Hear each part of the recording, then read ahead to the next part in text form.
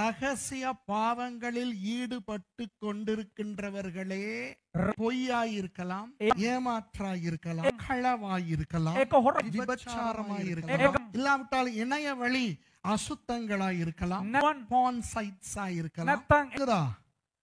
நிறைய பேர் நினைத்துக் கொண்டிருக்கிறீர்கள், நான் செய்வது என் மனைவிக்கே தெரியாது, என் புருஷனுக்கே தெரியாது. ஆனால் உங்கள் குடும்பமே அதனால் பாதிக்கப்படுகிறது. அந்த மாதிரியான பாதிப்புகளால் சில பேருடைய வாழ்க்கைகளிலே எப்போ பார்த்தாலும் வியாதி வியாதி வியாதி. அது இயற்கையாய் வரட்டும், காலநிலை மாறும் பொழுது வியாதி வரும். நாம் சாப்பிடுகிற உணவை பார்த்தால் நமக்கெல்லாம் சீனி வியாதி, இரத்த உயர் அழுத்தம் வராவிட்டால் அது புதுமை. மன அழுத்தம் வரட்டும்.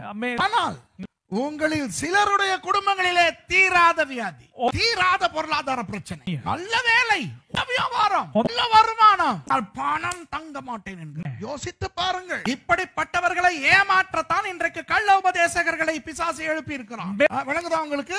தேவன் இங்கு வைத்து சுகம் கொடுக்க வல்லவர், உங்கள் வீட்டிலே வைத்து சுகம் கொடுக்க வல்லவர். ஆனால் தீராத வியாதியாய் இருக்கும் போது அந்த ஆகான் செய்த களவு மாட்டிக்கொள்ள கூடாது என்று சுகம் கொடுக்கிற கூட்டத்துக்கு பிசாசு உங்களை கூட்டிக் கொண்டு போனால் சுகம் வரும். அந்த சுகத்தை கொடுப்பவன் பிசாசு. சுவின் நாமத்திலே தான், ஹல்லேலூயா என்ற பெயரில் தான் இந்த வேதத்தை வைத்து விட்டான். ஆனால் ஏன் பிசாசு அந்த சுகத்தை கொடுக்கிறான் தெரியுமா? அப்போ கூடாரத்தின் நடுவிலே புதைத்து வைத்திருக்கிற அந்த பாவம் நமக்கு பாவமாய் தெரியாது. அப்ப மக்கள் அப்பாவிகள் என்ன நினைக்கிறார்கள்? போன சர்ச் சரியில்லை, இப்பொழுது சரியான சர்ச்சுக்கு போனேன், எனக்கு ஆசீர்வாதம் வருகிறது. விளங்குதா உங்களுக்கு?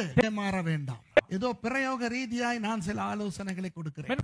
நீங்கள் உங்கள் வீட்டின் தலையாய் இருந்தால், உங்களுக்கு தான் உங்கள் வீட்டின் அதிகாரம், உங்கள் வீட்டுக்கு வந்து போகிற விருந்தாளிகள் அல்லது உங்கள் வீட்டின் ஏனைய அங்கத்தவர்கள் தப்பு செய்ய நீங்கள் இடம் அளிக்க முடியாது. உதாரணம் சொல்லுகிறேன். பின்னாலே என்னுடைய வீடு இருக்கிறது, நான் என்னுடைய வீட்டின் ஒரு அறையை நான் ஒருவருக்கு வாடகைக்கு கொடுக்கிறேன்.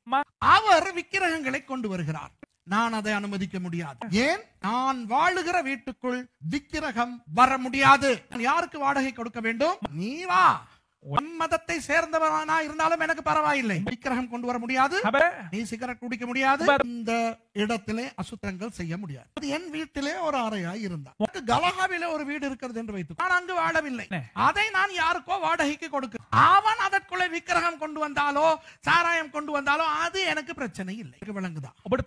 விளங்குதா உங்களுக்கு? நீங்கள் வாழுகிற உங்கள் வீட்டுக்குள்ளே அசுத்தங்கள் கொண்டு வர விட முடியாது. என் வீட்டிலே மேலே ஒரு அறையிலே என் அம்மாவை நான் வந்து உட்கார வைக்கிறேன்.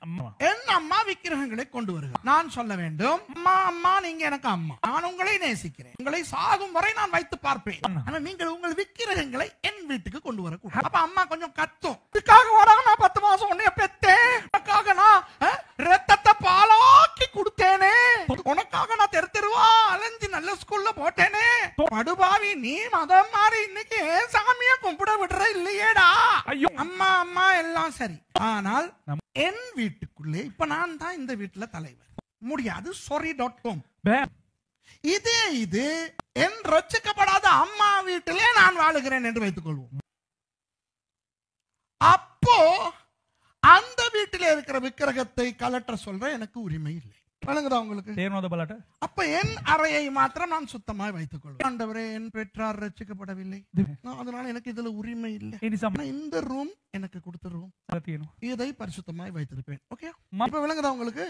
அது போல உங்கள் பிள்ளை உங்கள் வீட்டுக்குள்ள இருந்து இன்டர்நெட்ல பான் சைட் பாக்குது, www.punuharappa.com, முடியாது. மவனே, நீ ஆகான் வேலை செஞ்சு நான் அடி வாங்க முடியாது. விளங்குதா உங்களுக்கு? அப்ப அவன் சொன்னானா, நான் 18 வயசு இல்லனா நான் 30 வயசு. அப்ப தம்பி, நீ ஒரு ரூம் எடுத்துக்கிட்டு போயிட்டு என்னத்த வேணாலும் பண்ணு, வீடு இது. புரியுதா உங்களுக்கு? உங்க பிள்ளைகளுடைய போனை நீங்க செக் பண்ணணும். விளங்குதா உங்களுக்கு? அந்த பிள்ளை அதுக்கு தெரியாம அது ஆகான் மாதிரி வேலை செய்யும், நீங்கள் செக் பண்ண வேண்டும். உங்கள் பிள்ளை உங்களுக்கு சொல்லும், அது நாகரிகம் இல்லை. என்ன இவங்களுக்கு புள்ளைகள் தெரியாது, புள்ளைகள் எல்லாம் நினைக்க எங்களுக்கு தெரியும். நீங்க கவனம், உங்க புள்ளைனுடைய கூத்துனால முழு குடும்பமும் அடி வாங்கி தொலை. மிஷா நினைக்குது அது 19 வயசு எரும மாடுன்னு. 19 years old. நான் என்ன பாக்குறது, ஆஃப்டர் ஆல் நீ 19 தாண்டி. என் வீட்டுல நான் வாங்கி கொடுத்த போனை வச்சுக்கிட்டு நீ கூத்தாடினா நானும் தான் அடி வாங்கணும். விளங்குதா உங்களுக்கு? போர்டிங் வைப்பாங்க சில பேர். அந்த போர்டர்ஸ் வந்து விக்கிரகங்களை வீட்டுக்குள்ள கொண்டு வந்துருவாங்க. இங்க நம்ம நினைக்கிறோம் நமக்கு கொஞ்சம் வருமானம் வருதுன்னு. அந்த வருமானம் இல்லாத காலத்தை விட இப்பொழுது பணம் கிழிந்து கொண்டு போகிறது. புரியுதா உங்களுக்கு நான் என்ன சொல்லுகிறேன் என்று?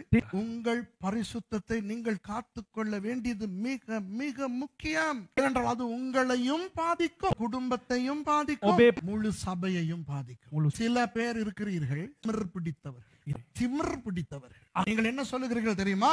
என் மனைவியும் என் பிள்ளைகளும் பரலோகம் போகட்டும், நான் நரகத்துக்கு போனா பரவாயில்ல. என் புருஷனும் பிள்ளைகளும் பரலோகம் போட்டு நான் நரகம் போனால் பரவாயில்லை.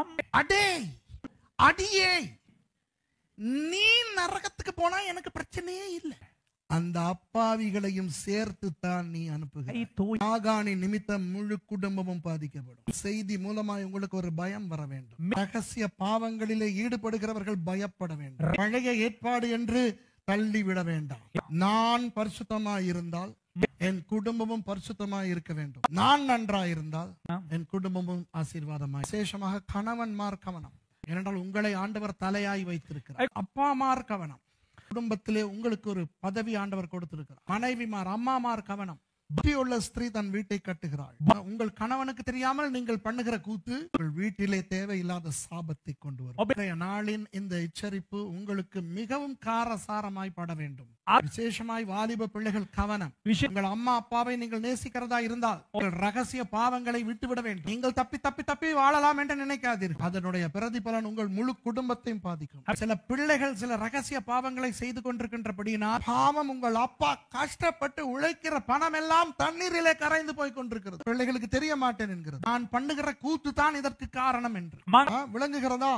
நான் நினைக்கிறேன் தெளிவாய் ஆவியானவர் நம்மோடு பேசி இருக்கிறார். ஆகவே பழைய ஏற்பாட்டின் தேவன் நம்முடைய தேவன், ஆகானின் தேவன், அனனியா சப்பீராளின் தேவன், அங்கு யோசுவாவின் தேவன், இங்கு பேதுருவின் தேவன். ஆகவே ஆகான் கதையை தயவு செய்து இது அன்று நடந்தது, இப்பொழுது ஆண்டவர் அப்படி இல்லை என்று நினைத்து தள்ளி விடாதீர்கள். கடைசியாக ஒன்று சொல்லுகிறேன். ஆகான் என்பவனுடைய பெயர் என்னவென்றே எங்களுக்கு தெரியாது. அவனுடைய அப்பா, அப்பாவின் அப்பா, அப்பாவின் அப்பா பெயரெல்லாம் வருகிறது. ஆகான் என்பது பெயர் அல்ல. ஆகான் என்றால் குழப்பவாதி என்ற அர்த்தம். விளங்குதா?